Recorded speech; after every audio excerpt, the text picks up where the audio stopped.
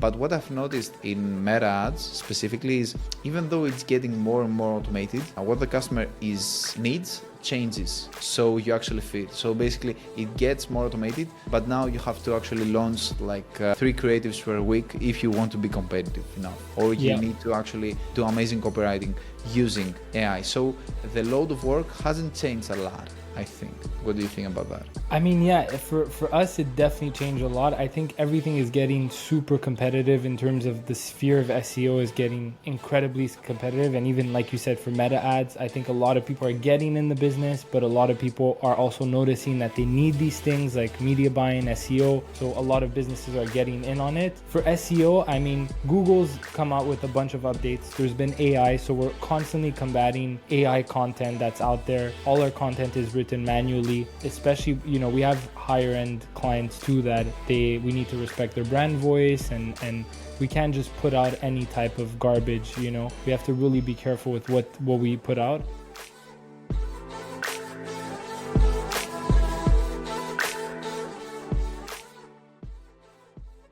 Hi Brandon. Hello John, thanks for having me. Thank you for coming. Where are you right now? I am in Montreal, Quebec, Canada. Okay. Do you speak French? I do. I speak Okay. French, I speak Italian, I speak a bit of everything, yeah. I'm trying That's to great. learn languages right now. But Yeah, it's you it's should. a melting pot in Montreal, so we're trying to learn different languages, different cultures. Yeah. Actually, in Canada specifically, there is so many different accents and people from all other countries. So in this specific, like in Canada, because I'm Greek and my accent, it is Greek as well. So what's happening is in US when I advertise in US, because I do media buying. So when I advertise in US, people are more hostile. In Canada, they are far more accepting with my accent. Yeah, that's what people like to say about us. We actually have a huge Greek community here where I'm from in Quebec, Canada. Massive. A lot of my friends are Greek as well, so you would fit right in, let me tell you. Yeah, for sure. Maybe I will come one day. So, can you introduce yourself to the world? Of course. So my name's Brandon. I run an SEO agency called Organic Checkout, along with a couple e-commerce brands. The way I started really was about 16 years ago. At the age of 14, 15 years old, I got into the online marketing world. I was playing this game called RuneScape. I was very addicted to it, and I ended up selling my account because I was 14 at the time. And I said, look, if I keep doing this, well, I'm pretty much screwed. I'm going to be addicted my whole life. And I didn't like that because initially I wasn't even a gamer. So I ended up selling my account for a couple $1,000s at the time, which was great. But then I still had this addiction to the computer. So I didn't know what to do. I started searching how to make money online, how to build websites, started building media websites, running AdSense on them, doing, you know, a bit of affiliate, everything to kind of make money online and get my feet wet. Then I continued by joining this company, actually, this outerwear company that was very big online and retail, worked for them for a little while. And then I decided to quit my job at the time, decided to travel the world. While I was traveling the world, met my now wife and kid that I have with her, and I decided to launch my agency. And I launched my agency at the same time that I was running my e-commerce brands. And one thing that I noticed was that e-commerce owners were not investing in SEO. Even the ones that have the budget surplus to invest in SEO, they just weren't investing in it. They were running on Meta and Google and banking on returning traffic because they had a good product. But unfortunately, that's rented traffic. And the feeling that I got from a lot of owners is that they have a hard time sleeping at night because everything is reliant on ads, and none of it is on organic. So what we started doing is running it uh, um, for e-commerce brands, because I myself ran it for my e-commerce brand at the time. I was running Google ads and SEO. And I wasn't doing meta ads at the time because it was a very specific product. We were in the hydroponics business, But what happened is that we were able to exit that website and sell that ecom brand for quite a good amount of money because the profit was so high due to SEO, because we had such a strong organic foundation. So one of my friends, Yusef, that was a growth partner at the time, he said, "Hey, why don't you, get into the agency space? It's much higher leverage, and you love what you do, but now you get to do it for other brands instead of owning an ecom brand and doing it." So we got into that, and now we're doing it for over 30 brands. It's been going well. We have medium-sized brands, very large brands, nine-figure brands. We have smaller brands as well. And one thing I could tell you is, really focusing on organic revenue and doubling down on your organic will help you create a stronger foundation that will eventually lead to more investment into Meta, more investment into Google Ads, more investment into other channels by having this foundation. So that's pretty Yeah. much my story. I know I went at it for a long time, but I gave you guys the rundown from the beginning. Yeah, yeah. Oh, no, no, that was great. So I want to go back a little bit to the e-commerce brand that you have. Yeah, First of all, because I also I still am an e-commerce brand owner. So yeah. how do you compare those two business models, like e-commerce brand vs agency? What do you like? What do you like best? Because the highest leverage thing that your friend told you, is it your business partner? He is my business partner in one of my ecom brands now. Yes, Yeah, absolutely. yeah. So most people will say e-commerce the e-com business is higher leverage than agency. So Sure. how do you feel about those two business models? So you're absolutely right. Like higher leverage in terms of freedom, and you could step away from the keyboard and have your creative strategists do the work and media buyers. Absolutely, you're right. It is the highest leverage. What he meant by highest leverage is leverage in terms of my time, because my time was stuck with one e-commerce brand that at the time I only sold to Canadians. My market was in Canada, so we had maxed out our potential in Canada. We were doing about 400,000 or 500,000 a month.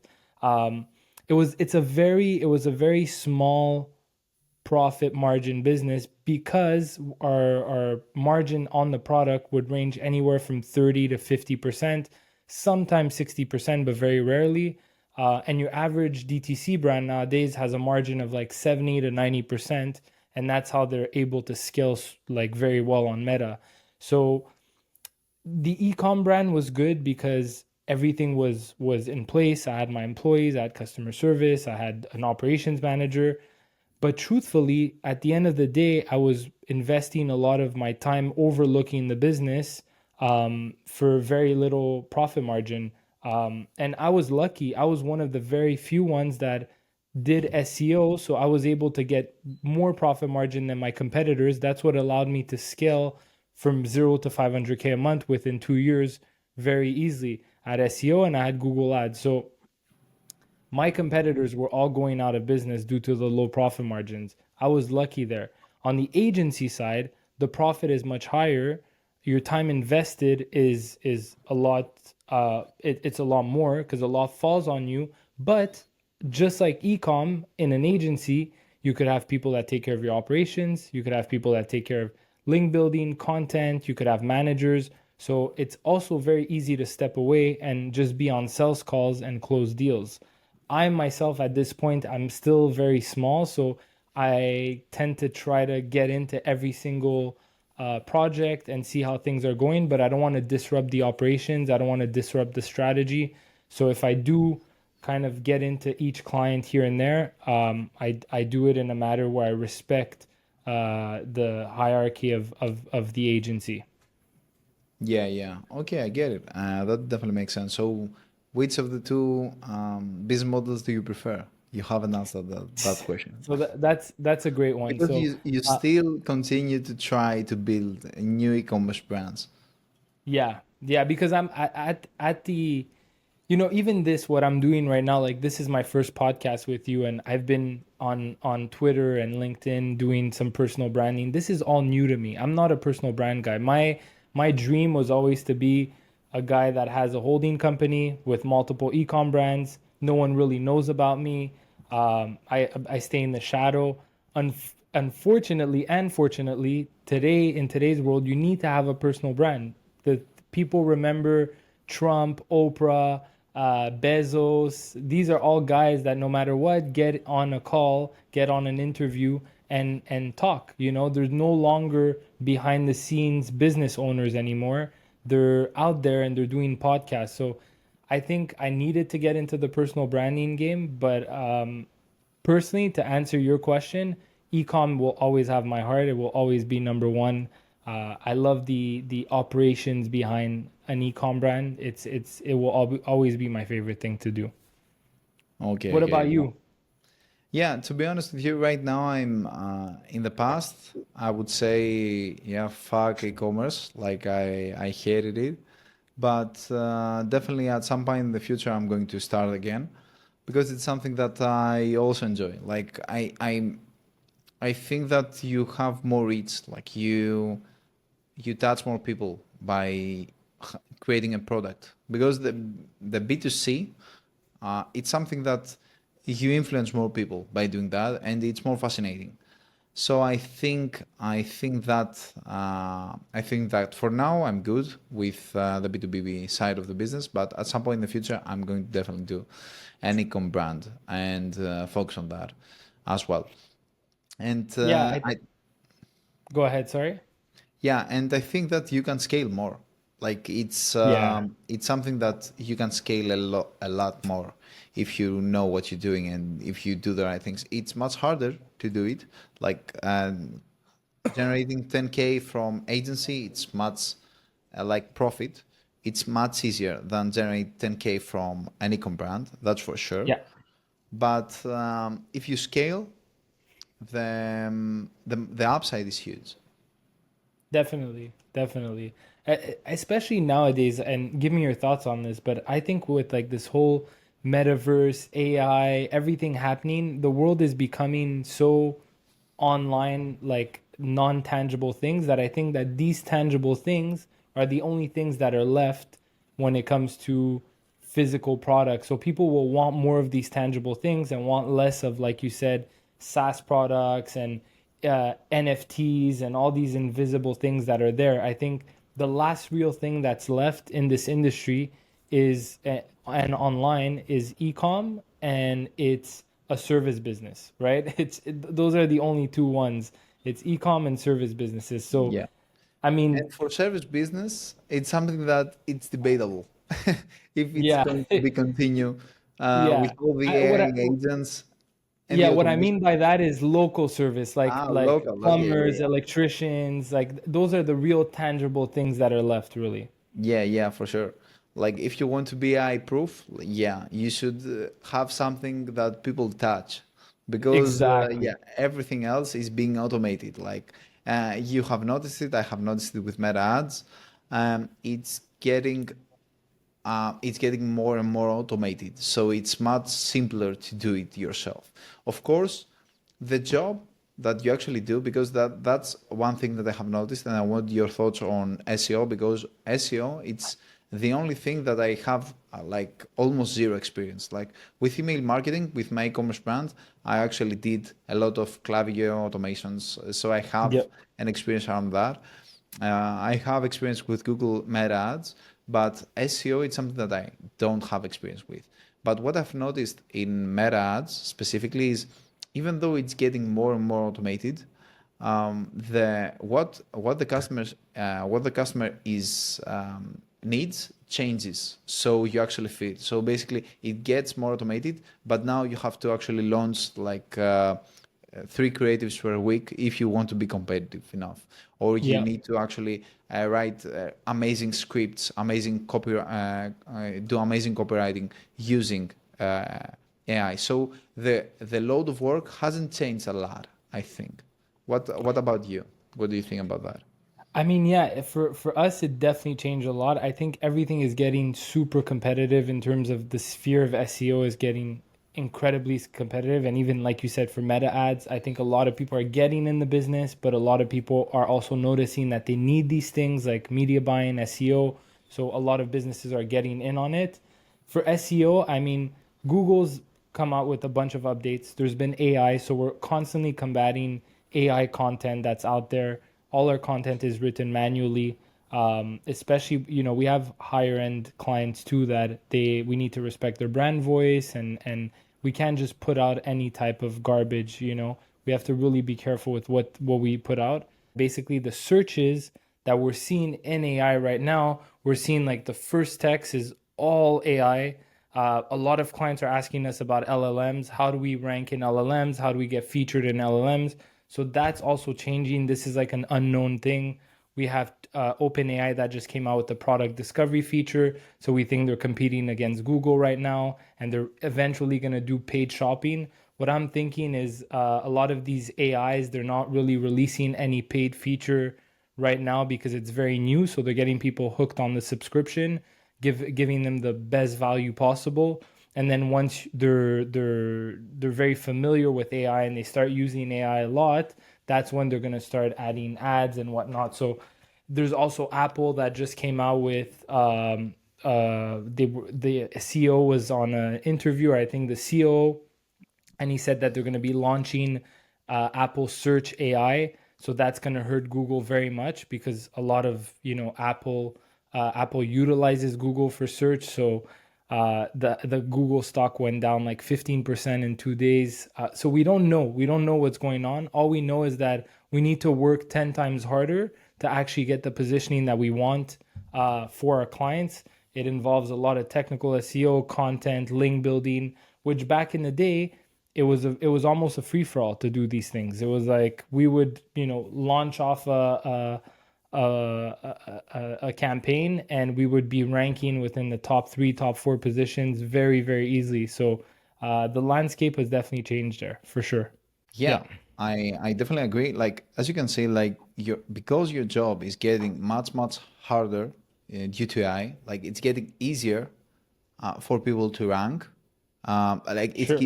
sorry, it's getting easier for people to write blogs and stuff online using AI. So your job became harder, and that means that you have to work harder to get the same results. A hundred Um, percent. yeah, and that is something for agencies specifically. That's why I don't fear a lot that agencies are going to get disrupted uh, immensely by AI, because you definitely need someone at all times, especially if it's easy to create content. You are going to need more content. That's the basic premise. So you are going to need someone to manage your AI agents, or like manage the whole thing.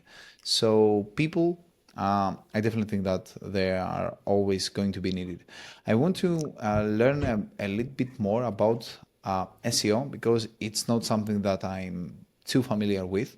So can you tell me, what do you do for your clients specifically, and how they actually generate more revenue by what you do?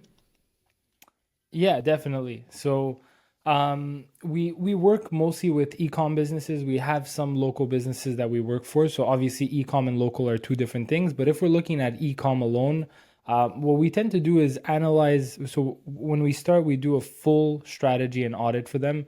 We look at all their technical deficiencies, whatever is not working well, whether it's schemas, rich snippets, page speed, many different things, header tags. And what we'll do after is we'll create a strategy for them based on the onboarding form that we send them and that they've replied to. So based on the products that they want to prioritize, the collection pages, basically everything that they want, we take it to a strategy, and then we let them know, hey, this might be a good opportunity. This might be a good opportunity. We confirm keywords with them. And then from there, that's when we kind of move on to the full execution. And on the full execution, we do technical SEO, which is your foundation. So all the top priorities are done within the first month. We don't want to drag it on for months and months. We do technical SEO with the months to come. But our goal is to really tackle the most important things within the first 30 days so we could actually focus on link building and content, things that are going to really move the needle down the line. Then with content, we really ensure that we keep the brand's voice. So I think this is something that a lot of SEO agencies don't get right, or a lot of brands that try to do SEO don't get right. They switch things up and they try to really do right content that's going to rank and sell product. But a lot of times you need to keep your brand voice, but you need to be able to talk in a conversational tone or an educational tone that's going to be able to sell the product towards the end. So our goal is really to sell products. So we're going to do top of the funnel content, middle of the funnel content, and obviously bottom of the funnel content, which works really, really well. So that's part of our strategy as well. And the third piece is link building. Within link building, we also have a division that's digital PR. And this is what's going to really grow the authority of the website. And this is actually one of the main parts for if we're looking at LLMs and OpenAI. Well, guess what? Authority and online reputation are very, very impactful when it comes to LLMs, because it's showing Google that it's signaling them that there's a lot of websites that are linking back to your blog post or your collection page. So there's a lot more authority when it comes to that page versus another page that doesn't have any links to it. Another thing too is Google has 25,000 engineers working on their algorithm and on their search function. They spend a billion or two every year working on that. So they're very smart. They know who's buying links. They know who's not buying links. They know who's trying to trick the system. I think there's something like 400,000 different ranking factors within the algorithm. We're playing with something that they're already ahead of and they know what's going on. We just have to play the right way, make sure we're not doing any black hat stuff, any gray hat stuff. And we focus on organic revenue. To answer your question more clearly, we focus really on organic revenue. If let's say your organic revenue is 14,000 one month and you're at 70% profit margin, that means you're doing about 11,000 in profit. Well, our goal is going to be to bring you up to 20,000 or 25,000, so you could increase that profit margin and you could stay with us for a long time. That's one of the reasons why we try to focus only on organic revenue, because it's the metric that people love. A lot of SEO agencies, they'll focus on traffic and impressions and clicks, but if it's not bringing you revenue, non-branded revenue, because we all know branded revenue will bring you revenue. It's branded search terms, non-branded search terms that's going to bring awareness and recurring revenue to your business. Then there's no point of really doing SEO if you're not doing it that way. So that's why we have close to 30 clients now. We've had maybe one client drop off from us. Every client has stayed with us since I've been doing this agency. And the goal is really to put yourself in the brand owner shoes, I would say. That's really what it is. Yeah, that sounds great. So with SEO, I have a friend that actually scaled his brand. It's not a brand, it's an app, a consumer app that he scaled using SEO to 200K per month in like 2 to 3 months. And that's happened only with SEO. But the thing is that because I asked him like, what exactly did he focus on? And he told me like the number one thing, it was like the backlinks, like getting featured in sites that they have authority. So do you think that's the case for ecom as well? Like backlinks is the number one option, like the number one thing? Absolutely. I think like people will always say, yeah, especially old time SEOs, they'll say, oh no, backlinks, they don't really matter that much. It's all about your foundation, your technical. But in today's world, backlinks matter more than ever. I think there's two really important things here. Actually, let me say three. One is your amount of branded search terms. So if you're spending a lot on Meta, definitely people are searching for your brand. They're searching for reviews of your brand. And this will signal Google that you're pretty searched for and you have branded search volume. So that will signal Google that you're important, and they're going to most likely rank your other pages as well, depending on other ranking factors. But this one is a very big one.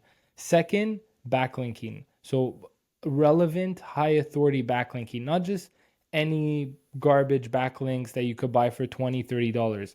Real high end authority backlinks that also have relevance to your website. Relevance is very important. I would take, if I was, let's say, a car company and I had a car brand out online that sold tires, let's say, I would take car websites and car news magazines with mid authority over a high authority news magazine that just links out to everyone. The relevance in 2025 is super, super important, more than ever. And I would say backlinking is definitely a big factor. Third thing, sorry, is your online reputation. Google is very credible. It's facing challenges right now with competition that might be entering the market. I would say more than ever, credibility is super important for them. They want to give you the best possible result, and they're obviously going to give a result of a company that has a lot of credibility and that has a good online reputation. And that's why sometimes you see very big old websites that have destroyed the reputation online that don't rank as well anymore, right? Because it's a very important factor. And it's been with our clients too. We've seen it. We've increased the online reputation of some of our clients, and we saw their rankings really go through the roof. So, yeah, definitely those three are important for an ecom brand. Yeah, yeah.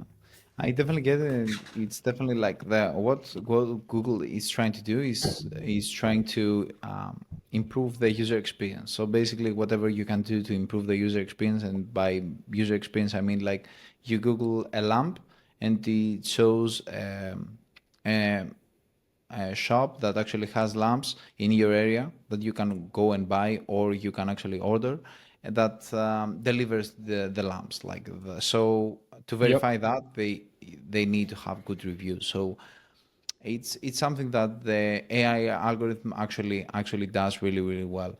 So I get it, like the only thing that you Yeah, can and control is the backlinks.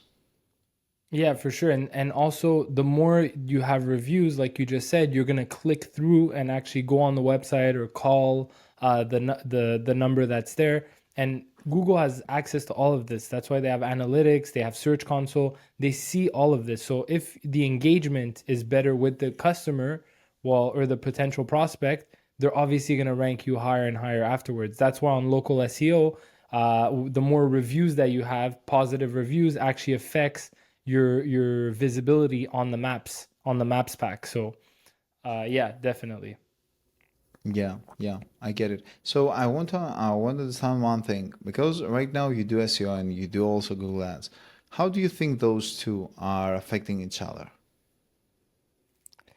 It's actually the best mix that I've ever done in my life, because I used to do it for my brand. Like I told you, the brand that we scaled to 4 million a year, it was Google Ads and SEO. And I never really was into meta ads before, so I knew how it worked. I'd run meta ads, but I was never really into it. And I noticed that with the certain types of business, it's actually the best mix you could have, because Google Ads is going to bring you the instant results, and it's also going to get optimized. So over time, you might reach a better ROAS. Like I remember when we started, we were hitting a ROAS of like 6, 7, and then we ended up with about 18 to 19 ROAS.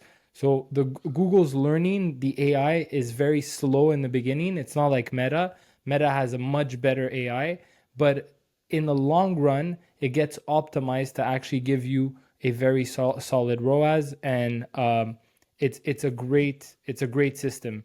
Whereas SEO, we plug both together, and SEO brings you that long term traffic and that long term revenue. And funny enough, when you're running Google Ads, it actually helps your SEO as well, because people are then finding out about you. They're searching for reviews of you as an ecom brand. Um, Google, I also have a theory that Google's bias, and if you spend a lot of money with them, it probably helps your rankings quite a bit. So this is what we've seen when we've tested two websites side by side. So yeah, both create an amazing synergy, create great results for our clients, and we've been offering that package more and more. Yeah, yeah, definitely makes sense. But what about the other way around? For example, if you rank higher in SEO and you have authority, does the Google shopping campaigns appear more? Like this can happen, not Google ads, because Google ads affecting SEO due to actually paying for customers, so paying basically for backlinks. It's definitely going to happen. It's going to help SEO because you are going to see more traffic, so more people are searching for you. But what about the other way around? Does SEO affect Google ads? Not SEO could affect Google Ads in certain ways. Like I'll give you an example: a merchant listing, your merchant center. It's very important that it's well optimized. That helps your SEO just like it helps your Google Ads, because for Google shopping campaigns, it's directly affected by your merchant center. So there is some things where they kind of cross over and help each other. But I mean, really, SEO is important for the organic shopping side of things. In terms of Google Ads, it's really optimized within the Google Ads platform. That's how you could get like your shopping visible, your paid shopping visible, your paid search. I would say the only thing that really affects the Google Ads is the merchant center. That's where you really want to be as optimized as possible.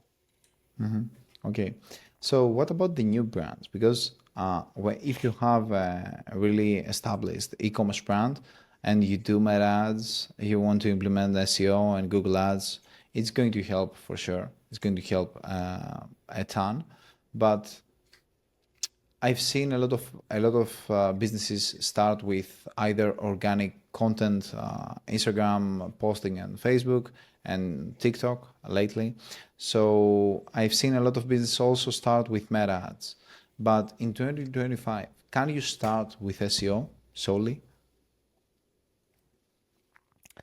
I would never recommend it. The reason being is, and a lot of people ask me that, it's a great question. The reason being is, let's say you want to really make a dent with SEO, and you have 5K a month to invest. Your site is not well known yet, so people aren't searching your name. People don't know who you are as a brand. There's no visibility on your brand. So by trying to go against the algorithm and pushing yourself as high as possible in the algorithm, it won't work. Maybe 10 years ago, it used to work and it worked very well. But today, it's all about brand, brand, brand. So people come up to me all the time, and I had someone just yesterday on a call, and they're like, "Hey, I have $100,000 to invest. Should I put it in SEO?" And I'm like, "Whoa, whoa, whoa, not at all. If anything, I think you should put it in Google Ads or in Meta Ads. Start getting some revenue, start getting people to know your product, and potentially coming back, getting them on a mail list, retaining them, shooting them some text. And then once you've hit at least $100,000 a month in revenue, then come and spend $3,000, $4,000 a month in SEO and lay out your organic foundation." But especially in today's world, I would not invest in SEO. If that was my only marketing channel, I would say it's definitely not a solid bet. Yeah, yeah. I I tend to agree, but I have this friend that only did it using SEO. So I'm like, okay, if he are there ways to hack it? Because in the past there were growth hacking tools that you can actually do, gray black hat things that you could do and rank. Right now, do you think that are there any potential to those things, or everything has been found? So, or is more risky for you to get like problem and delete it and have like the side effects are going to be worse than than the outcome that you actually want to achieve. Did did he do this with the app that you're talking about? Yeah.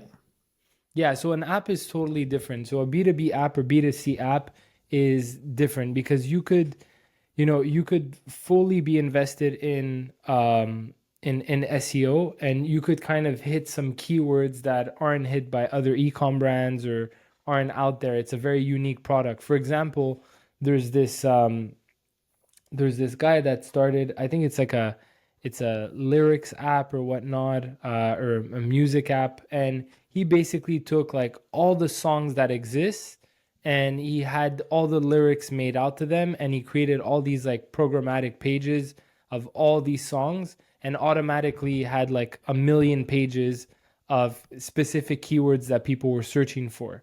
And you see that essentially is a very solid strategy. But on ecom, it's going to be very hard for you to do that right off the bat, in my opinion. Right? Yeah, yeah. This is just the feeling that I have when it comes to ecom SEO, not necessarily apps. Yeah, For it apps, I do is. think that organic social and SEO are the best ways, especially if you want to start with a little budget. But eventually, also paid ads helps with apps for sure. Yeah, for sure. Do you think, because you really focused on e-commerce, so what do you think about the e-commerce products? I tend to think, for some reason, that if you have a lot of products, um, it is something that can be much more helpful to have organic SEO than having like 10 for you to actually be a skincare brand and have 10 product line with 10 products. What do you think about that? Like, does it Do you make mean sense like for a niche brand that has like 5 products to do organic, to do SEO? Yeah, well, it depends. It depends where they are in their journey. Like if they're already doing 100K a month, 200K a month, and they have 5 products, those 5 products each have benefits. They each have different utilities, and they could each target different keywords. And the client could be educated on these specific benefits or utilities for each single one of the products. So, yeah, it is possible. Definitely, if it's a retailer, like we're talking about, let's say Sephora or these bigger retailers, and they have 1,000 brands under them, then it's easier to make listicles, for example, and do like top 10 creams for oily skin. Listicles like that are much easier to do for a retailer that has multiple different brands. There's also more collection pages, so it's easier to rank. But then again comes the issue of the profit margin is not the same. When you have 5 products and you're doing your own skincare brand, most likely you're ranging in the 70 to 80 to 90% profit margin. When you're a retailer, you're probably around 40-50%, sometimes less. So each, they each have their own issues. Yeah, for sure. And for retailers specifically, I think that SEO is much more important because they have these low profit margins. Like, they cannot Yeah. afford to actually spend 40% of the value of the product to an ad. Yeah, just So just to give you an example, when I got into the hydroponics and gardening business, we put out like 3 of our competitors. Like, our competitors completely got out of business. We came in very strong with Google Ads and SEO, and they weren't investing in SEO. They had fallen behind on everything. And when we came in, a big competitor that comes in and eats up a part of the market, now you can't really pay people full time. You have a hard time because you're at a 30-40% profit margin. So the best thing, and a lot of very successful big brands that I see out there are heavily invested in SEO. So that's definitely a great point that you make. yeah, yeah, yeah, for sure. And also another thing that I would like to mention, like about SEO, what, like, for your brands, do you do SEO for the new brands that you actually do? Because that's something that it's going to eat up a lot of your time, and probably it's not a good investment since you think that SEO is not going to help a ton. So do you do SEO or not? For my own brands that I own, Yeah, yeah, yeah. yeah, so that's a great question. And actually, my partner for one of the brands, he told me, "Hey, like, when are you gonna start doing SEO?" So, I'm actually doing a lot of Meta ads, and I'm soon starting Google ads. And the reason being is what we spoke about before: leverage, right? It's all about bringing in a certain amount of money for a certain amount of capital that's invested in ads. And for me right now, I think, and even for my partner, we spoke about it, the best way to do that is to get people to know your brand through meta ads. So we're scaling meta ads. once we've cracked that channel properly and we've hit, 30K days, 40K days with these new brands, that's when we're going to start getting invested in SEO and really laying down the foundation. But yeah, even for me, I've had some clients ask me, hey, are you doing SEO for your brands right now? And no, we're actually fully invested in Meta. And I think everyone should invest in Meta if the margins are there to play with, and they're starting out for sure. Definitely, you have to start somewhere, right? And I think Meta's AI, and you could add to this, John, because you have a lot more experience than me. But there's nothing out there like Meta's AI. Like they know exactly who your ICP is, who your avatar is, your demographic. They're gonna put you right in front of your potential customer, and their goal is to make more money. And that's why we also saw like the Meta stock go up from, like, in 2021 it was at $90. It's now today $650. It's because these guys know what they're doing. They're creating shareholder value by getting the best possible advertising system that's out there. And I think there's nothing that comes close to it. Yeah, completely agree. And there are so many other platforms that I have used in the past, like Pinterest ads, like Snapchat ads, TikTok ads, and simply even if they are cheaper, the AI that they use, it's so much worse than it's actually much cheaper to advertise on Meta for like to get results. So that goes to show like how good Meta is at know the customer basically, like, and get data from their customers. It's amazing. Yeah, and yeah, many people Correct hate me if them I'm for wrong. that. Yeah, yeah, definitely. But correct me if I'm wrong. I think if you have like if you're in like the design, like interior furniture business or whatnot, I think Pinterest is actually very good, right? If you're in the Yeah, furniture yeah, business. it's good. It's good. Right now, I think the platform right now, how it is, it's going to fail because it's not like Facebook. You go in to find like ideas, and like the most of the material nowadays is filled with ads. So at some point, it's going to fail. But Wow. overall, the ads are working. If you are in the design space, the ads are working. But for any other space, it's actually really bad. It's Wow. bad, and yeah. And So for design as well, I have seen brands because I'm managing one brand that is in the design space. Meta is working better, even though Pinterest is working quite well. Meta is working better. so you would suggest to any brand that is starting out, you're like, go on Meta. Meta is your best bet no matter what. Yeah, but I think that if someone is starting from scratch, the best thing is to start with organic content, organic social content. I mean, like videos on TikTok and Instagram. So they master this art of actually creating really good creatives, and then come on Meta because Really, most of the that's brands, interesting. yeah, yeah. Most of the brands, they start on Meta, they start doing ads, and they have no idea what creatives they should run. They have Mm. no control over that. And if you give up this control of the creative process to an agency, it's like it's going to do much worse job than what you do, or you are going to pay a ton of money. And I mean a So, ton, like 10K plus, to for them to actually create everything for you, because right. yeah, creative is king. Like you should have control over that, I think, So you're saying overall. like you're saying like master going viral and creating amazing creatives, and then look at what your product market fit is and create ads for that afterwards. Yeah, But yeah, don't you I think find, that's a best option. got it?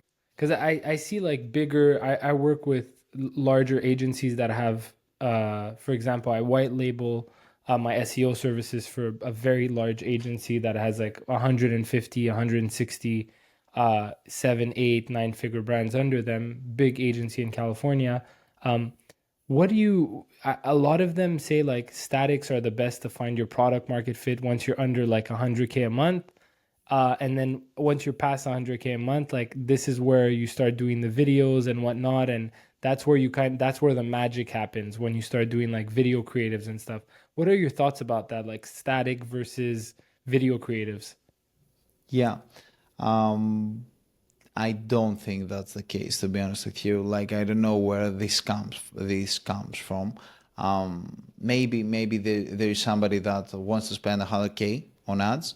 They have the money to spend that kind of money, like 100, 500K on ads, just to test things out and just to make the algorithm work for them, and then test things. But if you're starting brand new, sharing an image is it's not going to convince anybody to buy. Like, it's going to be very hard for you to sell when you have an image, because you don't convey a lot of information about your brand. Um, Whereas if you have a video explaining what you do, explaining the product, it's much easier to convert someone into a buyer. A video has like a more social proof, that you're a real business, that this is a real person that have bought the product, or this product is actually something that exists in the world.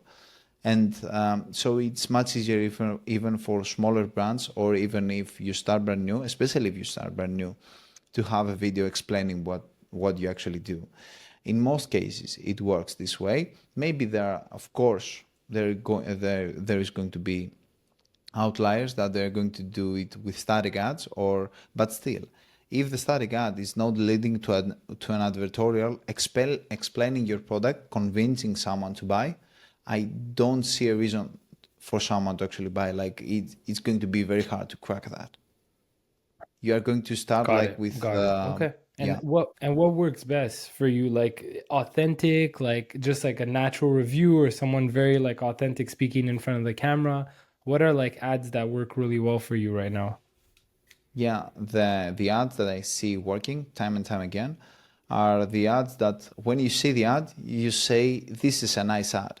Like, I have rarely it happens, but rarely do I see like this a seed ad, and it actually works. So the first thing is you have to have a good look, like you have to have a good feeling about the ad that you're launching. In terms of what is working, I have high performing ads that are like no talk, just showcasing the product. I have seen a lot of ads that are working really really well, that are very short, like 15 seconds. I have seen a really good ads scaling with like 2 minutes or more. Overall, I tend to believe that the more information you give the customer, the easier is for you to actually scale and buy. You have to convince your customers to buy. So the easiest Mm. way that I have ever seen a client scale from zero to actually do 500K per month and more, it's by explaining through advertorials or videos what the product is exactly. So you take a cold prospect that doesn't know anything about your product, and until in the end of the video, they know everything about your product. I have seen Mm. this worked at So like least a 3 times. VSL? Yeah, exactly. A VSR or an advertorial, like a static or a video with a really good advertorial. This is the most profitable way to success. If you have the money, yeah, you can do a lot of things. Like you can spend like 100K on 100 images, and your pixel is going to get trained, and then you can launch videos. Yeah, you can do that. But I mean, like, being profitable, or at least like investing the minimum amount of money upfront. This is what I've seen working. Got it. Very cool. Very cool. Yeah. Awesome. Yeah, that's what we're doing right now. We're doing a lot of like statics plus advertorials, and it's been working really well. We've kind of found a product market fit there. But eventually we're gonna get into like ads, video ads and whatnot as well. So um yeah, our demographic is a lot older though. It's like 40 plus. So would you suggest like getting UGCs that are 40 plus to speak to that demographic? Yeah, it's difficult. Definitely. It's also the Yeah. ones that spend the most. Yeah, yeah, yeah, yeah. I get it. Like the only way to do it with older people is basically to scam them by showing AI because they have hard time to actually understand that this is AI. That's funny. That's pretty funny. So you're actually you promote AI. You think AI is good. Like what Arcads? I don't like Creatify. I had a bad experience with Creatify. I think they're not good. I don't vouch for them, but apparently Arcads is really good. Yeah, to be honest with you, I have seen a lot of ads work using AI. Not most of the ads, like most of the ads that I've seen work are not AI. But overall, I think that it depends on the niche, it depends on the product, it depends on how well do you actually hide that this is AI or not. Like if you are skilled enough to hide the AI, but this is everything. Like you need to hide that it is AI. If you don't, then like it's not going to work. Like and if Got it it. works, if you have the Got same it. script by a human, it's going to work better. So that's the case. The only reason that this pattern like it's easier, I'm telling you, is with older people. If you advertise like pain relief products on older people, yeah, you can get by something that you can see clearly that is AI, and the older people might not understand that. Overall, I think that it's going to Mm, be, yeah, it's going to be easier. Like it's going to be easier to create AI that people don't understand that it's AI. But I don't know at what point Meta and the other platforms are going to penalize this type of AI, or are going to forbid completely, because it's basically like it's a I don't vouch for AI like in creatives, to be honest with you. I don't really like it because it's got a it. bit of trying to imitate people as buyers. Like it should be illegal, I think. Right, right, right. Right. Or a lot of times it's like you're imitating doctors or Yeah, yeah, yeah, professionals and yeah. whatnot that don't really exist. Exactly, Yeah. exactly, I exactly. This saw is I saw a converting. guy that had done like a yeah, I saw a guy that had done like a fake Joe Rogan like voiceover, and he had printed like 2.3 million in like 2 months from that voiceover, and he ended up getting a lawsuit. It was like something like 100K. He didn't even bother like battling it or anything. He just paid off the 100K as damages. And he's like, no problem. I made my Yeah, money here. I think he had done something like 28% profit margin on that. So it's crazy because with AI we're like learning every day. There's new things that are popping up, but there's also these like gray and black hat avenues that people are taking with AI, and a lot of people are getting scammed, like you said, like especially early, like older people that are early adopters of AI. They don't really know it. They want to learn more. Sometimes even them, they're getting scammed here. yeah, yeah. For sure. I definitely get that. It's a wild period to be alive. I want to ask like one last thing about the Yeah. SEO and copywriting, because it's something that I really like. Copywriting is something that I really enjoy. So, is it easier for you to create advertorials? Like, do you do advertorials for because that is a skill. Like, if you do SEO, if you do actually blogs and articles, um, it's what I would definitely tell you to do. Like, since you have these ads on your brands, you should definitely use advertorials for sure. Do you do advertorials for other clients or just for your brands? Yeah, so funny enough, advertorials don't work. Like we do advertorials in a sense where we write content that sells. So we do these advertorials, but in a sense where it's like an advertorial that we run on Meta. No, not necessarily, but our content does sell. Like we do advertorials on the client's blog page of the website. In terms of actual advertorials, no. And I just so happen to have one of my partners that is an expert in CRO, and he does advertorials for other brands for a living. And if you look at my advertorials for my brands, they look nothing like his advertorials, because the advertorials that he's gonna do for our brand is very direct response. It's very aggressive. It's very Yeah. sometimes like, borderline. Whereas our advertorials, they need to rank in Google, so they need very data driven and resourceful information. So it's a bit different, but it's still an advertorial. Yes, definitely. Yeah, yeah. That's what I was trying to understand, like what is the difference, but you made it pretty clear. Like, of course, one is direct response, the other one is for you to have the specific keywords for you to actually rank. So it's completely two different things, like two different purposes. So Two you different cannot things. Yeah. actually reuse. Yeah, yeah. That's cool. I didn't know that. 100%. Okay. Yeah. They're completely different. Okay, Yeah, man. Brandon, thank you I very much appreciate for it. coming. Do you have anything that you want to share as a closing? Not much. I want to thank you for having me on the podcast. It's an honor. I'll forever remember you, John, because it's my first ever podcast. I've decided to work on my personal brand for about 6 months now, and I'm finally doing YouTube videos. So I'll forever remember you for for this podcast. And it just so happens that my ZV-10 overheated and I can't use it, but it's definitely a memorable one, and I appreciate it. It's an honor to be on this podcast. Thank you very much. Thank you, Brandon. Thank you. And it was an honor as well. Thank you very much for coming. It was an amazing conversation. Thank you.